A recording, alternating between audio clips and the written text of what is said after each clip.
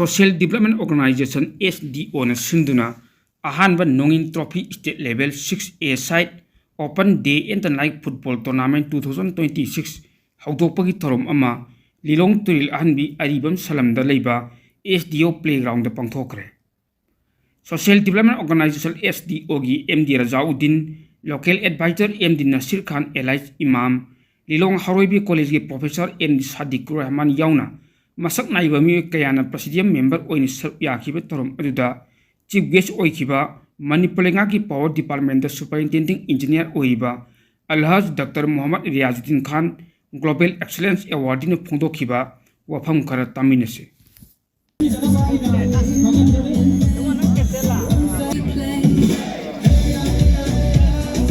नसी SDO अरिबम सलम न सिंजरिबा फास्ट नोंगिन ट्रॉफी एसिबो लिलोंग की युथ सिंह सिगी दमक खलगा मतम काइथोगलगा मपुंग खानदबा यादे हाइना लेंबीरबा अमदि मतम काइथोकपीरिबा मखोय खुदिंगमकको अहानबमक्तदा इकाई खुमनबगा लोइनना सलाम तौजरी लोइना ngasiगी इखोयगी लिलोंग की युथ सिंह सिबो अचुंबा अमदि अफबगी लंबीदा पुनबा होटनबा मतमदा फिजिकली अमदि मोरल की सपोर्ट तौबीरिबा लेकाय सिगी इपा इपल इसिल इनाव उलमाई केराम अदुगा इसेम इसल इमा इबेन मखोय खुदिंगमकसु इकाई खुमनबा उचरी लोइना ngasiगी लमदम नसिगी युथ सिंह असिना मसा मौ फना अमदि अचुंबा लंबीदा चक्कदबनी हाइबगी वखललोंदा थोगलागा पार्टिसिपेट तौबीरिबा मखोय खुदिंगमकसु इकाई खुमनबा लोइना मिनुंगसि उचरी असी अखोगी इस्लामिक कल्चरल एक्टिविटीज हाइबा तारे नुपी मचा खराना पांथोकपिरिबा अखोगी उस्तानी सिंगना ताकी टिकपिरगा पांथोकपिरिबा मदुसु येंगबदा दुकी मतिक हेना फजबा अदुगा इस्लामिक कल्चर गा पर्दागी मनुंगदा करम हाइना कैनो तौगदगे हाइबगी अखोगी स्टेज दा थोलागा परफॉर्म तौबो ngongkhriba adumak अखोगी लिलोंग असे तुंगदा अमदि फ्यूचर दा अदुकी मतिक अफबा अमदि अचुंबगी लंबीदा सक्सेलबली हाइबा अदु उलिबने अदुगा ngasiगी अखोगी SDO ट्रॉफी SDO फर्स्ट नोंगिन ट्रॉफी असिदा मीडिया कवर पिबिरिबा मखोय खुदिंगमकसु यामना वाना खोनजरिबा अमदि लिलोंग असिदा फगललगलिबा यूथ सिंग अमदि इखोगी पोटेंशियल लैरबा नहारोन सिंग असे अचुंबा अमदि अफबा लंबीदा चले हाइबसि उनबा होटनबदा मखोयगी अचौबा मतेंग अमा ओइरिबा मसिदैदा मखोयना मतम काइथोकपिरगा याउबिरिबा मखोय खुदिंगमकसु इकाई खुमनबा लोइना मिनुंगसि उचरे ngasi khoi masi football haiba masana se khoi khudingmang na mafam khudingmak ta sanaba adumak uri adubo ikhoi gi lilong asida yamna samna hairabada sport ki oiba players se aduki matik saba player yamna lay fast natra di winner natra runner up mafam khudingmak ta lawba ikhoi na adumak thengnai ngasi mag cricket tournament final लमा अमाक चंद तौबो मतमदसु इखोगी लिलोंगी तिंगांतनी मदुदा यावरि खुदिंगमक्तो अदगी football की मफम खुदिंगमक्ता सानरंब मतमदा इखोगी लिलोंग मसा लिलोंगी youth सिंगसिना अदु participate तौरमी cricket की field दसु कबड्डी की field दसु volleyball की फील्ड दसु स्टेट इखोगी स्टेट प्लेयर ओइबतनतना नेशनल प्लेयर ओइरबा कया अमा यावरि अदुगा इखोगी क्रिकेट की लमदसु रणजी ट्रॉफी न चिंग सानबा अदुगम लबा युथ कया अमा लेरि हाइरिबि युथ सिंग से इखोगी लिलोंगदगी थोकचरपा लिलोंगद पोकचबा अमदि लिलोंगद सावजबनि हाइबा मतमदा इखोयदा थमोयदा अदुकी मतिक इखोयदा सावथोकचबा अमदि नुंगाइबा पोई ngasi इखोगी लिलोंग सिदैदा सही अहुम मरी मंगा सिदा ममांगददी यामना कन्ना LSA गे थ्रुदा ओजा सनातम बखोय अमदि अहलमन सिंगना angang singa si masamu fana lehananabagi damakta sport ki field da documentic dedicated tawraga lakibane adubu masi yamna kanna khonaraba matungda miyam pun man gyan tarakudagi local club organization amadi lairiba ahlaman singsina ikhogi lamdam sida hogalagiba angang singa se education and the sports lam ani sida mangjin thana pudaba targadi samaj si onnana amadi amang balambi da sakhiba tare haibagi damakta khallaga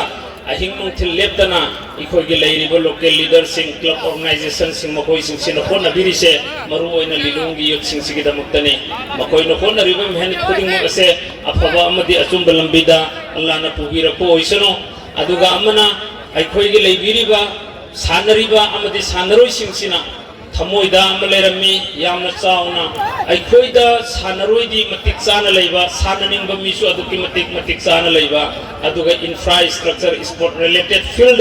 infrastructure se totally zero oibase masida ikhoigi leiriba sanababu pamjaba sanabagi sport gi star oijaning ba makogi mn objective se ikhoigi sport star oiraga lilong tagi natana manipur tagi natana india gi phobu maming purappa pamba nichat purappa pamba singsigi thamoida award pulairiba ado men sinnanabagi damakta ikhoini yamna kanna khonajari hojik phil leitaba khudimmak phil pi nanaba lilongi mafam mari mangada phil thamnanabagi damakta ikhoina plan tawri inshallah aduga amana aikhoi lilong le hau khong da su DYC public ground ne ama pithok chakhrabane committee managing committee ne amna phajana control tawraga at any time da any club of lilong constituency gi club amane event ame hekta pangthok pa yarabane aduga aikhoi gi cricket pitch sadna training kaya am tawribane hojik aikhoi sigi lilong sidai da infrastructure leitaba taragadi angang singsina sanaba taraga su karida kadai da sanaruni hojik aikhoi phangjaba knowledge da ngasi mak sanariba field ase lupa lakh ki maya da sangi hai masi film si oirak na bhot na matamda adubu sanabu loiraba matung da khoidokraga sa angang singsigi sanapam amuk leiro oidoribani masugum basing si khallu budani nuaitadana temporary stop gap arrangement amo oina angang singsigi sanana bagi film mathang pina bhot na jarabli bisi hauje ki khoige laihau khongda leiriba field asina yamdra bada laikai taruk tare kumba koli ngasi amak chamda cricket ki final match amada chalui maduda sanari budu masidagi hena khudong thiba mo amdani sananing bana kongai amo oiba sport kilam sida mingchat puriningba mioi aduki mitik yamna leiba potential de aduki mitik leijaba sanana ba feel na leitaba adugi film du urubada yamna nuaite aduna amakcham khekman amadi kaibungi makoi singiso matik chaba mafam ama madu kanagumba amna pibiragadi madugi mamal ikoina pizaraga sembat chage haina haijaram abane aduga ngasi goigi sigi mafam sidaso maruana kalai khongdagina lilong phobagi amadi naget ikoi national highway haino makhongi area arati gi area tuleng khongi area punmak sigi youth singsigi oiba sembat payaba kanagumbana lam madu matang khragi oina pibiraga madugi mamal adu ikoina pizaba yabu heragade ahallaman sing karoi lekai gi mafam sida leibiri singsina khanabiyo aduga ngasi goigi sigi mafam sidaso maruana kalai khongdagina lilong phobagi amadi naget ikoi national highway haino makhongi area arati gi area tuleng khongi area punmak sigi youth singsigi oiba sengot payaba kanagumbana lam madu matang khragi oina pibiraga madugi mamal adu ikoina pizaba yabu heragade ahallaman sing karoi lekai gi mafam sida leibiri singsina khanabiyo matam gi oina organizing team singsina paisa mamam sang sengat laga nong churako matam da natargana sanabagi matam he goi ki matam da filmang ki bhai bise yamna nungaite inshallah mafam sidasu ahlaman singsina karoi lekai gi mioi singsina aikhoida karigumba cooperation tv ga taragadi inshallah dn night sanabe aba mafam mama sengat jage haina wakhan thamjari allah na sungam hanbina ba dua tobiyo aduga loina na aikhoi lilong ki andar gi damakta award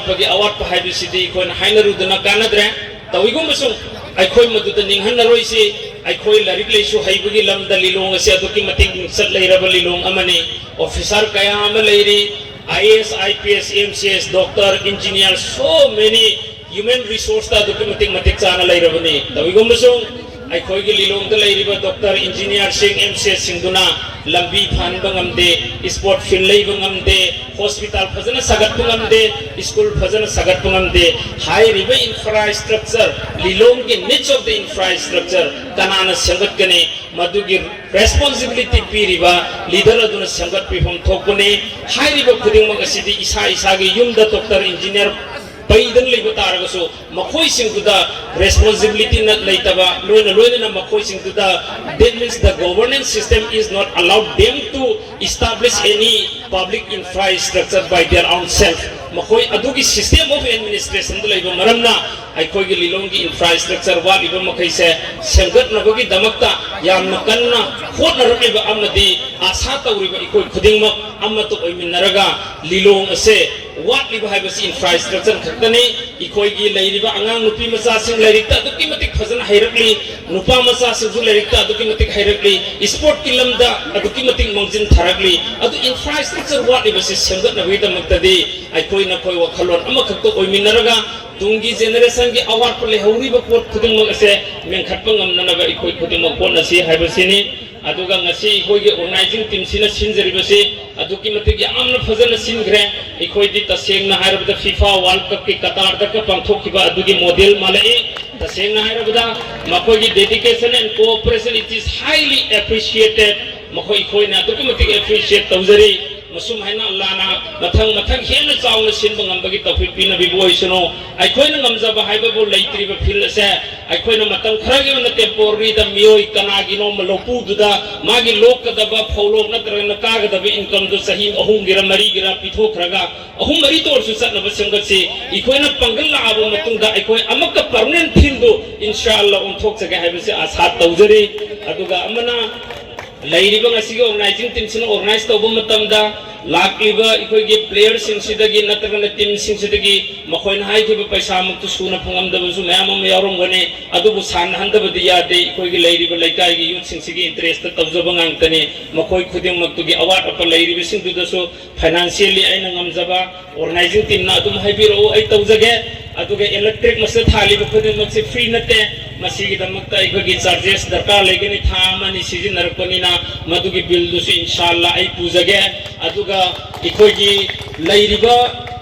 ikoigi SDO sina lamdam sida laikai sida karigumba development ama darkar lere tawtare haiba matamda inshallah ahing mungthin naidana ai hazir oizage present oizage haiba asigum rabo wahi khara asi thamjaraga miyam dagi wangang dagi loisinjarga assalamu alaikum warahmatullahi wabarakatuh अधिनायक जय हे भारत भाग्य विधाता पंजाब सिंध गुजरात मराठा द्राविड़ उत्कल गंगा विंध्य हिमाचल यमुना गंगा उच्चल जलधि तरंगा गाहे तव जय गाथा जनगण मंगलदायक जय हे भारत भाग्य विधाता जय हे जय हे जय जय जय जय हे मियामदा खंगनजबा अमा इपेक टीवी न्यूज़ चैनल असिदा तोवान तोवानबा हिरमसिंगी मतांगदा एडवर्टाइज तौबिनिंगबा मियोयसिंगी ओइना यामना चावना ऑफर पिजरी अकक्नबा नुमित खरानिगी ओइबा ऑफरनी मरम अदुना एडवर्टाइज तौबिनिंगबा मियोयसिंगना ऑफर असिगी खुदोंचाबा लौबियु हिरम असिगी मतांगदा अपाम्बा मियोयसिंगना मोबाइल नंबर 9366127201 दा कॉल तौबिरक्लगा खुदोंचाबा असि लौबियु हाइना इपेक टीवी न्यूज़ की माइकैदगी मियामदा अपील तौजरी।